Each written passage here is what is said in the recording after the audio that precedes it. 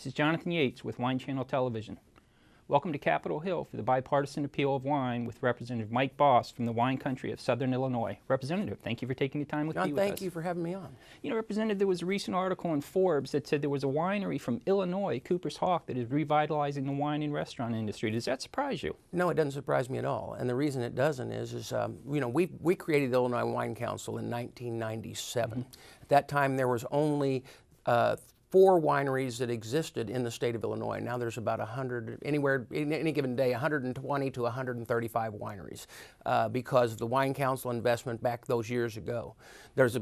Prior to Prohibition, Illinois was the 3rd largest wine producing state. And then it just took a long time to get back to it. Because now understand too that there are a lot of wineries that aren't necessarily, they're Illinois wineries, but don't make Illinois wine. They import grapes. But most of them in the South definitely make their own grapes. And so what grapes are grown in Illinois? The Chambourcin is probably the most common. It's grown in Illinois and it's grown in southern Missouri and southern Indiana. Can you tell us a little bit about the Chambourcin? It's a red grape. Yeah, the Chambourcin's a red grape that is a hybrid, 2 grapes in Europe. Basically, it was a hybrid so that it would meet and live in that climate where they're growing right now. It is a grape, and if when we're talking to your wine people, the best thing that you can describe it's almost like a Norton, but it's a very identifiable flavor, and you can pick it out, and you either like it or you don't, like any of wines.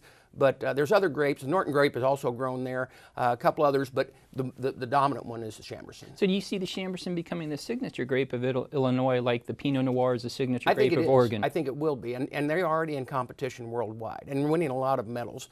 And understand that the 4 wineries that were first in existence was Winford Winery up in the northern part of the state, and the Winford family had that winery, but they imported all their grapes. The others were Alto Pass Winery, Von Jacob Winery, and then Pomona Winery. Now, Pomona Winery does not make grape wine; only makes wine from the fruits that were not grape in Southern Illinois, apples. He makes peaches, blueberries, strawberry, those type fruit wines. And then, but Alto, it was the original person who started Alto was a guy by the name of Guy Renzaglia. He truly looked like the Italian winemaker. His son is there now, and he truly looks like the Italian winemaker. But it was Guy Renzaglia that came to me as a state legislator and said, if we create the Illinois Wine Council, we can grow this. And then Dr. Paul Jacobs is where Von Jacob came from. And now they make the grapes and they compete worldwide. But now we have multiple wineries around Southern Illinois, and Illinois as a whole. Now, wine does not grow by itself. I mean, it takes a lot of effort between the public and private sectors. Yeah, so what does the government through the Illinois Wine Council do to help? Here's what happened when we created the Illinois Wine Council. Now, the Illinois Wine Council no longer exists. When Rod Blagojevich came in, he thought it was ridiculous that we were spending $500,000 a year on a wine council. However, I tried to explain to him that we were getting a return on our dollar. For every dollar spent, we were getting $17 in return. But at any rate, that was how it was created. Whatever happened? And what they did was that two things were done that helped the Illinois wine industry. One was a viticulturist was hired at SIU to train people who wanted to get into the business on how to do it and do it correctly. The dollars that we spent there, many viticulturists that are all over Southern Illinois came out of that. And also what we did was we used it to invest in advertising dollars in other locations, around, not only around the state, but around the nation about Illinois wines, which created the opportunity for a growing industry like we have. So this is what I call, I heard my Dylan play acoustic, or I camped out at Burning Man in '95 question. What makes the wine district in your area so special? It's really amazing that the wine district there, and we actually have one, I say one, we have several, but one of the most well-known is what's known as the Shawnee Trails Winery. So you can actually come to the area, stay in the area, travel around to different wineries. 3 to 5 a day is probably more than anybody wants to do. But not if they have a limo. Yeah, and a lot of them tie it with bed and breakfast. They tie it with very good restaurants. They tie it with a lot, unlike when in California where you'll go from winery to winery and you're there to taste and move on. Here, they make it pretty well an entertainment spot for the day. Local artists to come in and play music. People find out which artists are playing which wineries, and they'll go in, and you tie that with the beauty that's in southern Illinois, which is the glaciers. Unique area. The glaciers stop there. And that's also the reason why it's so good for growing grapes. Remember, when most people think of Illinois, they think of the flatland, which is the central part of Illinois. When you get to my home and go south, it turns into rolling hills. Yes. Those rolling hills provide a perfect opportunity to grow the vines and grow them correctly. Because when you're growing vines, you've got to make sure that it drains well. You don't want root rot. You don't want all of those things. And it's a rocky, rough soil. It's where the glaciers stopped. And it's a land between the Mississippi and Ohio.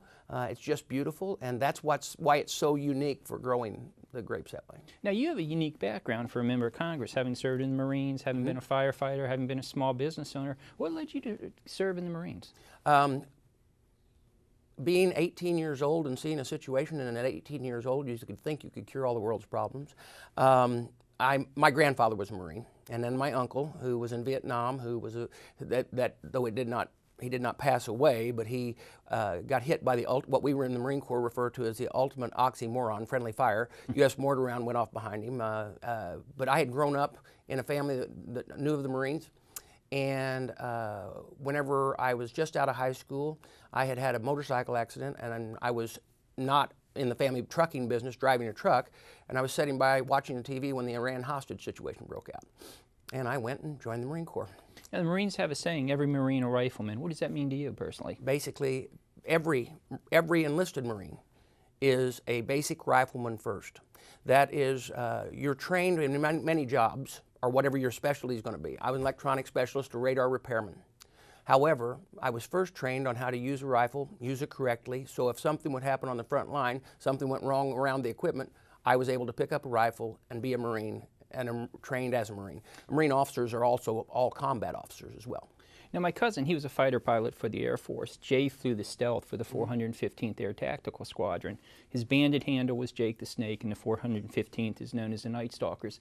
Jake always said that by far the best thing about being in the Air Force was when they built a new base, they put the golf course in first and the runways next. What's the best thing about being in the Marines?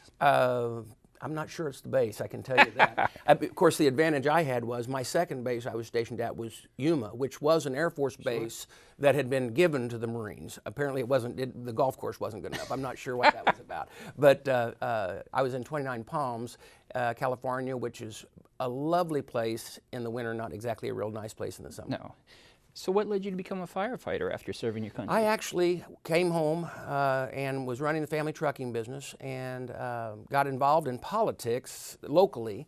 But one day I was at a local pizza place and looked out the window and saw a house burning. And I ran over, and I knew the firefighters very well because I was city treasurer at the time.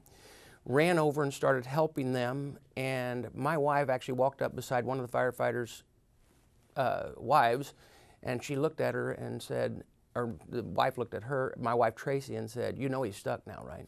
And it was right after that that I actually became a volunteer firefighter, but then became a full-time firefighter after that as well. Now, you know, being in the Marines, being a firefighter, those are pretty high testosterone things. What then led you to own a beauty shop? Well, my wife and my wife comes from, though I was in the trucking business, my wife comes from a family that's a lot of them that are cosmetologists.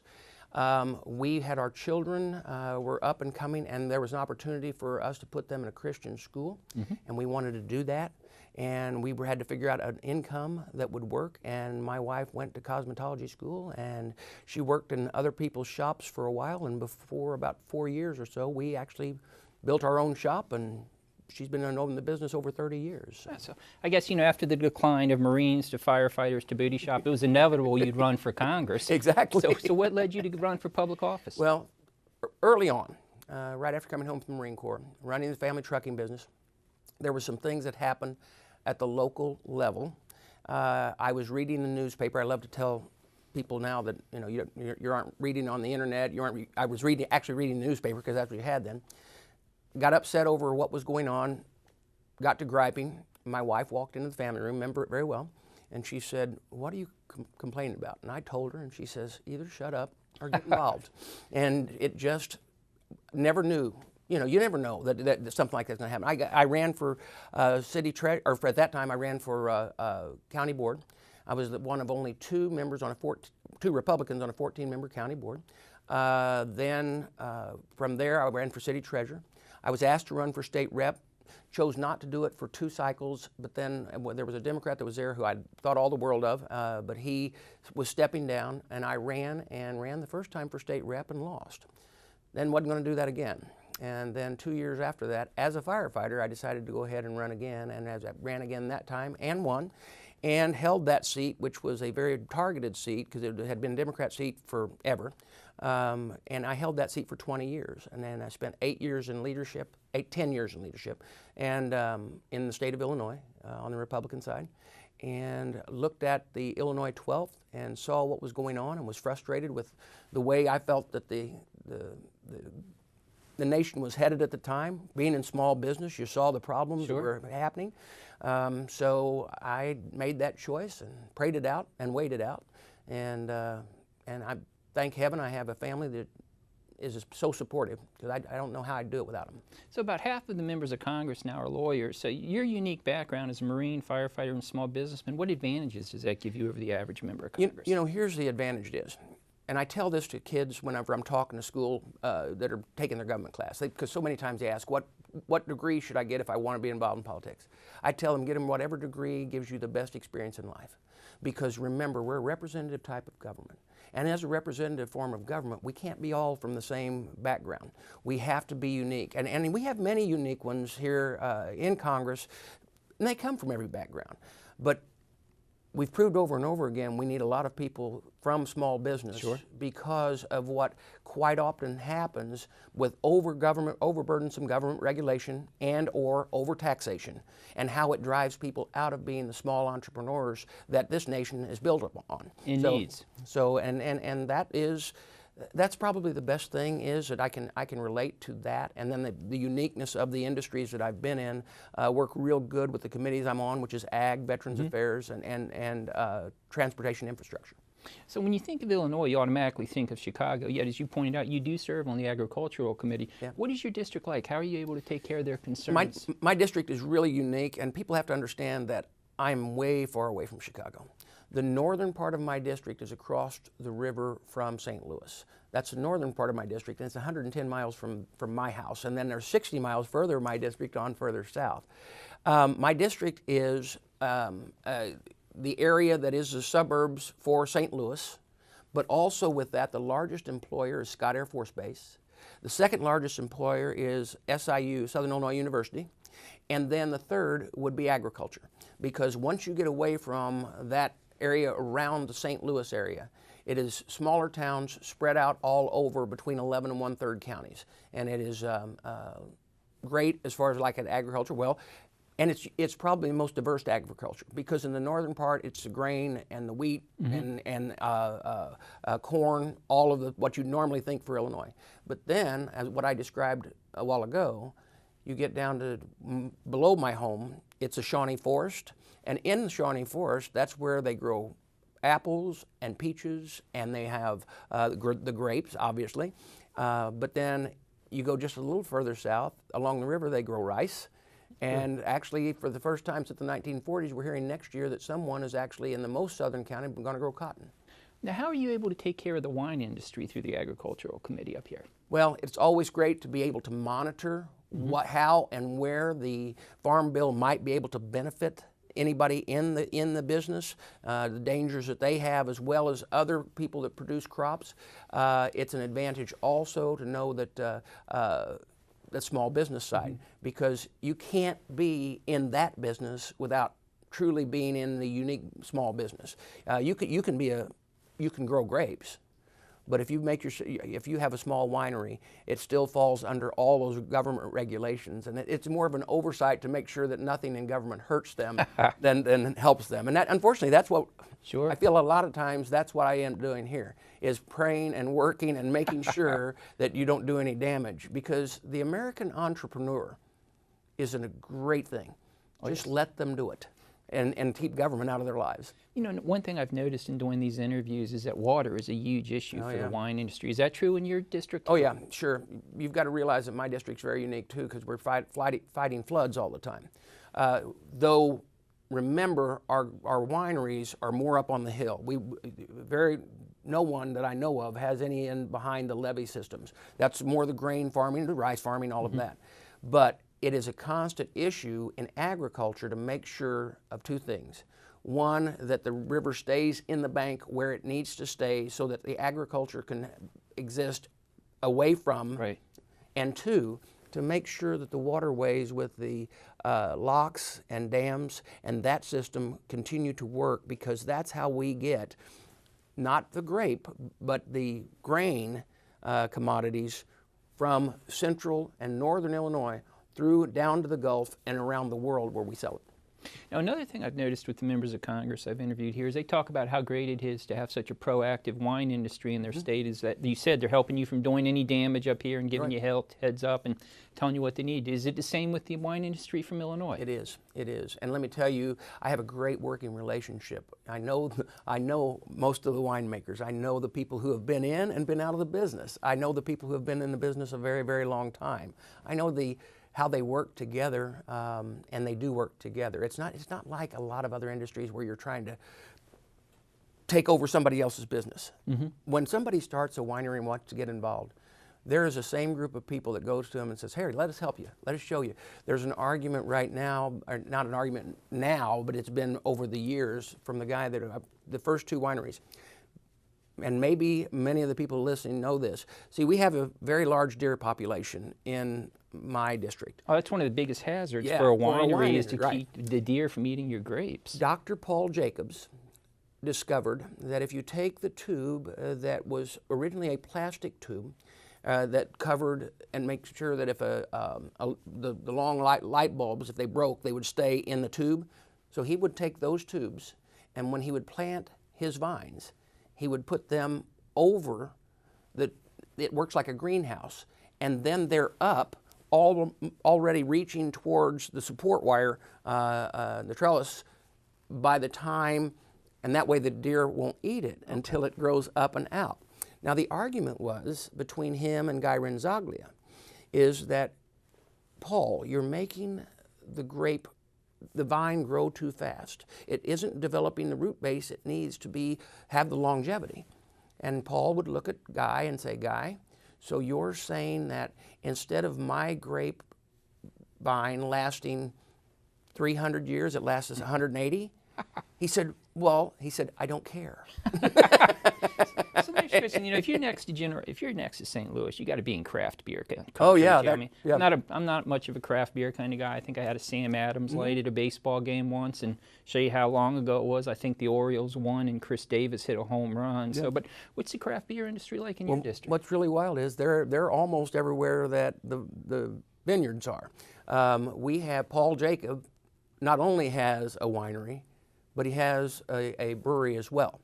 And they are very, very unique beers. We have one in Murfreesboro, my hometown, that's called Big Muddy Brewing. Chuck is, we actually... It's obviously a dark beer. Years ago, there was a legend of a Sasquatch along the Big Muddy River, which tracks around Murfreesboro. And so the Sasquatch is the symbol for the Big Muddy Brewery. And then Scratch is another brewery, which is very unique, just outside of town. Sasquatch is also its symbol. That being said, they make very unique beer because they make beer out of the things they find in the Shawnee Forest. I'll have to pay more attention when Finding Bigfoot is on the table from now on. Hey, but let's bring it back home for the last question. Okay. So what's your favorite Illinois wine memory? My favorite Illinois wine memory has to be the day that Guy Renzaglia walked into me as a state representative and said he'd like to create the wine council. And I had known him. I had grown up with his youngest son, and I trusted him tremendously. He retired as a professor from SIU, and then he got involved with wine. But his unique idea, and I can remember what I first thought, "Oh, come on."